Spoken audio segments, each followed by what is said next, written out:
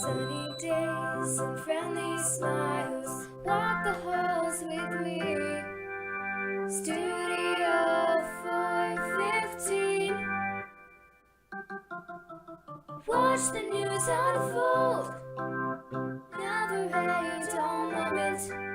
Students today create our future. Come and join the fun. Studio 415.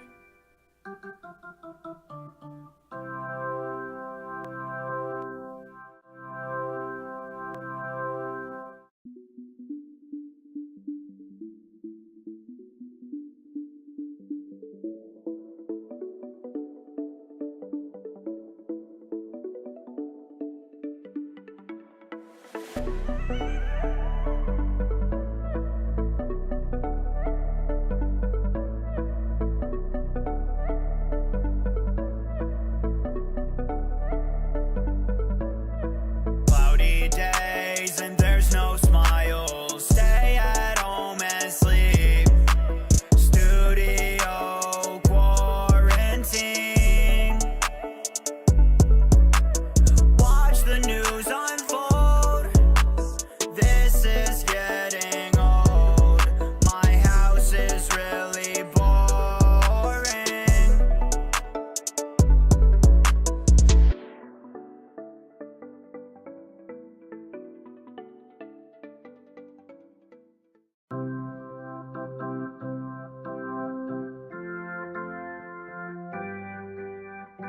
Studio 415.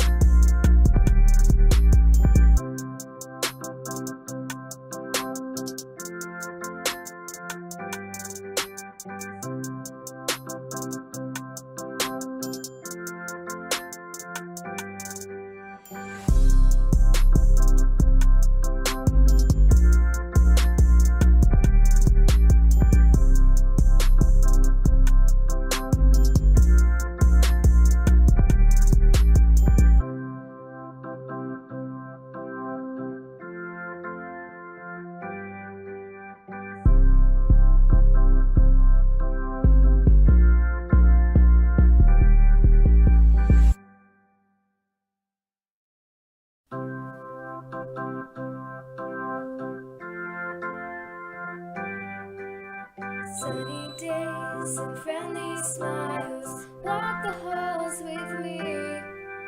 Studio 415. Watch the news unfold. Never a dull moment. Students today create our future. Come and join the fun. Studio 415.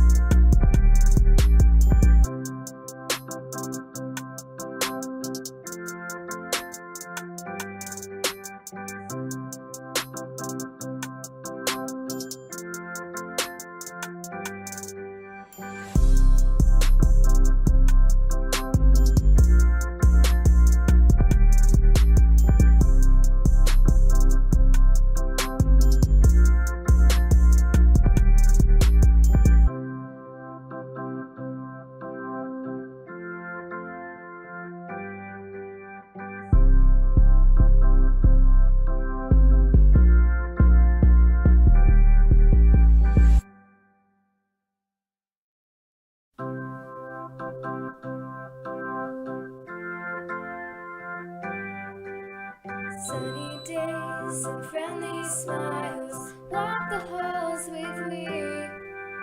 Studio 415. Watch the news unfold. Never a dull moment. Students today create our future.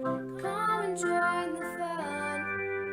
Studio 415.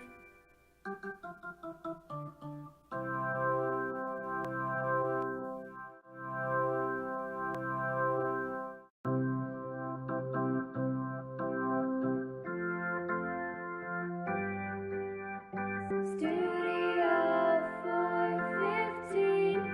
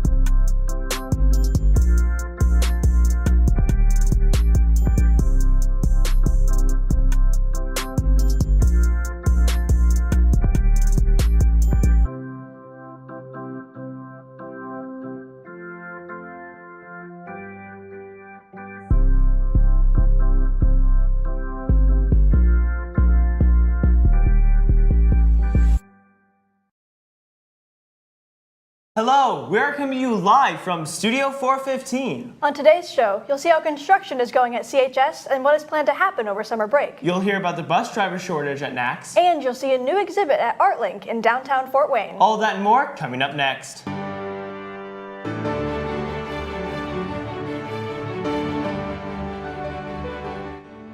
Most of the artworks you see will usually be listed for sale. When you come back from summer break, really you should start to see some structures in place. You work about 4 to 5 hours a day, but it comes with full-time benefits.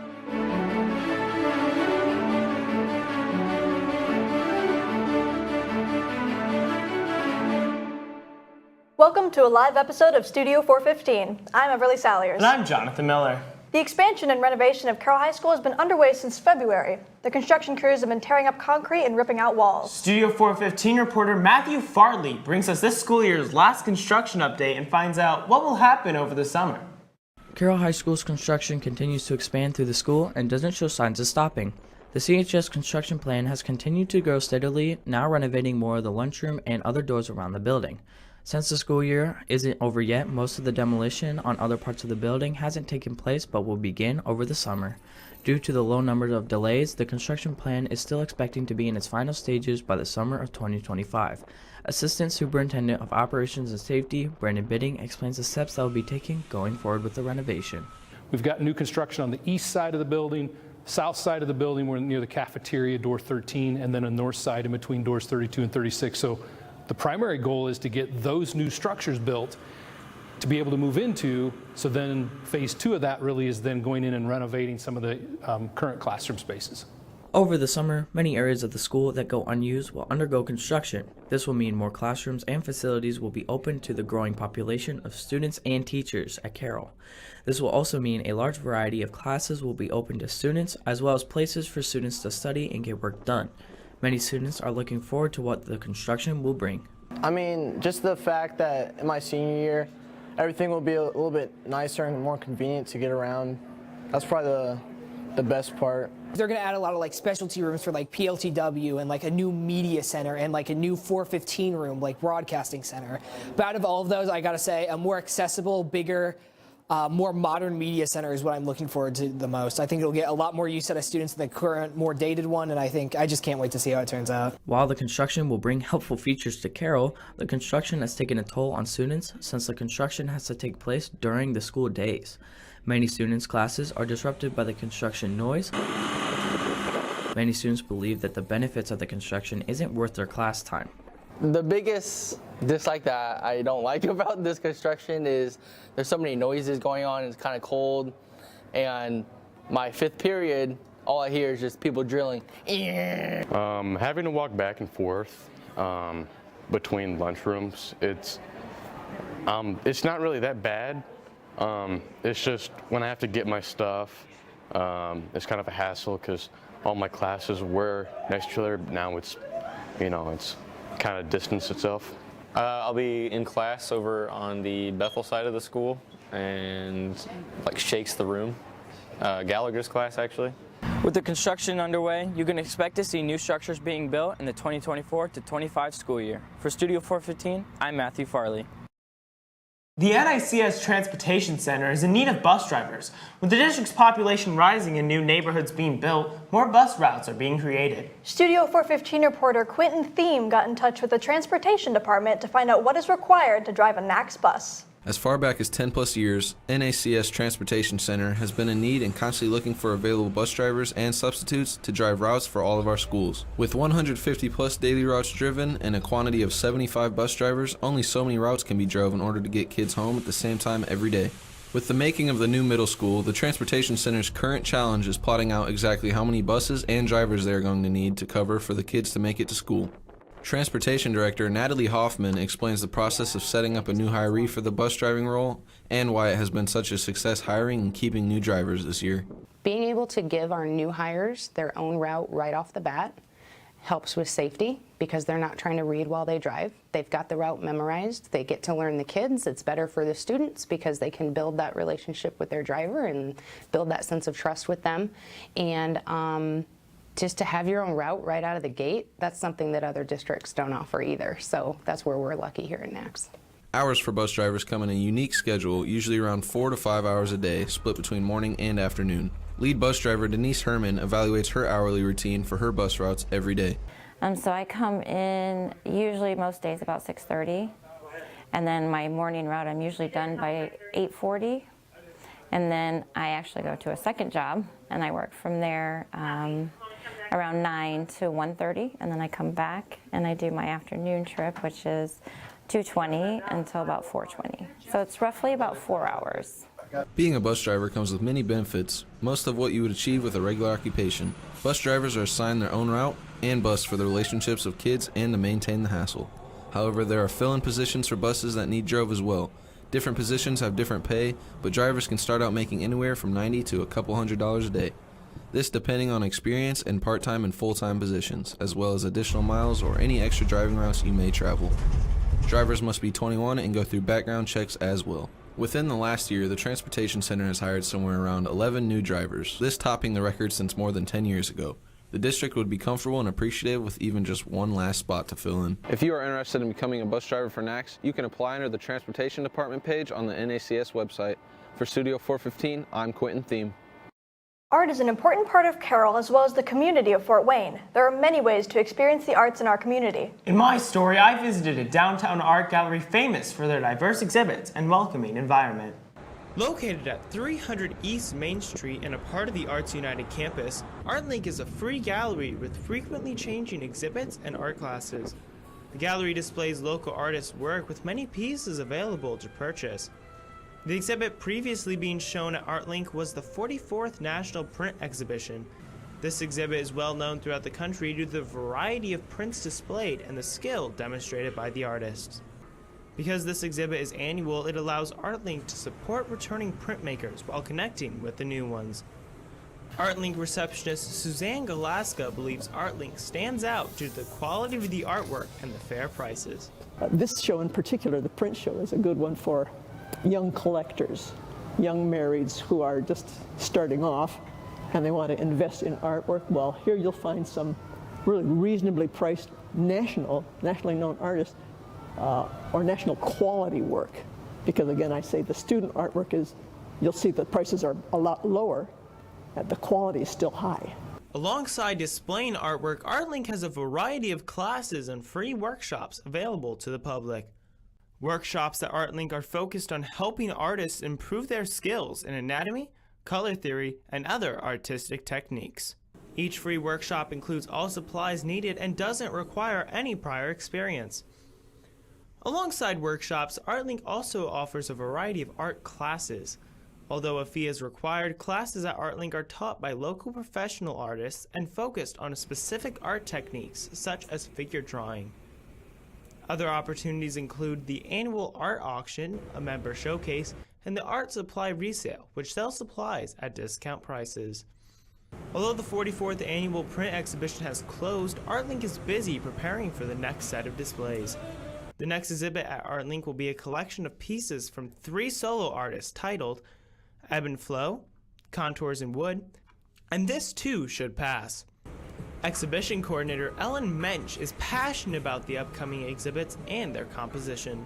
So Ebb and Flow by Marilee Salvatore, she uses some interesting modern techniques to printmaking, sunlight and translucent kozo paper to create prints that will be installed mainly hanging from branches from the ceiling. And then Mayuko Ono Gray's exhibition will be large-scale graphite drawings that hybridize her Japanese and Western cultural influences. She combines Japanese calligraphy with images from her everyday life. Norman Zielkowski is actually a local artist, and he creates sculptures in wood that are kind of sleek and flowing. And if you're interested in visiting ArtLink, their next exhibition opens tomorrow, May 2nd.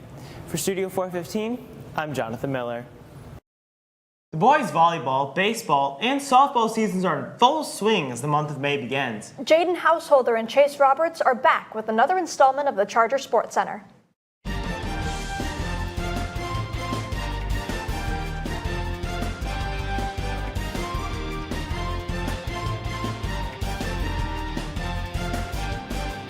Hello and welcome to the final episode of the Charter Sports Center. I'm Chase Roberts, and here with me, as always, my co-host, Jaden Householder.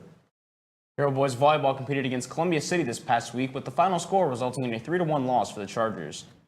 This game moves the Chargers to a record of 9-9 and a 7-7 record in the IBVCA Conference. Carroll softball competed in 2 games this past week against Bishop Luers and Snyder. Both of these games resulted in wins for the Chargers, moving their record to 9-1. The Lady Chargers' first game against Luers resulted in a score of 11-1. Their second game against Snyder resulted in a final score of 5-0. Chargers' next game takes place tomorrow against East Noble. Carroll lacrosse traveled to South Bend on Saturday and took on Chesterton, where they lose a close game to 6-5 to the Trojans. Later that day, they faced South Bend and fell to the Bears 9-5. That's all we have for the final episode of the Charter Sports Center. It's been a great year for us. We've done a lot for this show over the last school year, but we're kind of sad to see it go. Chase? I thought it was really fun this year. Being able to build this show from the ground up, and I just had a lot of fun. All right, so signing out, I'm Chase Roberts. And I'm Jaden Householder. Back to you guys in the studio. That's all we have for today. Thanks for watching. If there's a story you'd like us to cover, please let us know. For all of us here at Studio 415, have a great week, Carroll.